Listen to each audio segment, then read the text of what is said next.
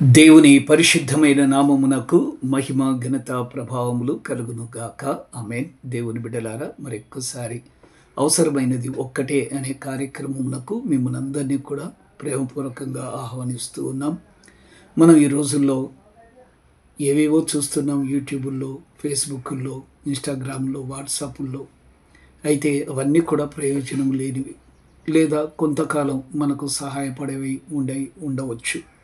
అయితే అనుదినము బైబిల్ అనగా దేవుని యొక్క వాక్యం చదువుట ద్వారా మనం నిత్య జీవంలో ప్రవేశించి నిత్యము కూడా జీవిస్తాం. అందుకే ప్రతిరోజు బైబిల్ చదవండి. ఇదే అవసరమైనది, అత్యవసరమైనది. సరే, ఈరోజు మనం చదవవలసినటువంటి లేఖన భాగములు సమూయేలు మొదటి గ్రంథము 4వ అధ్యాయం నుండి 7వ అధ్యాయం వరకు. 4వ అధ్యాయంలో యుద్ధంలో ఇశ్రాయేలీయులు ఓటమి పాలయ్యారు. మందసాన్ని ఫిలిస్తీయులు ఎత్తుకెళ్ళిపోయారు. మరియు యాజకులైనటువంటి ముగ్గురు అనగా ఏలీ అతని కుమారులు ముగ్గురు కూడా చనిపోయారు.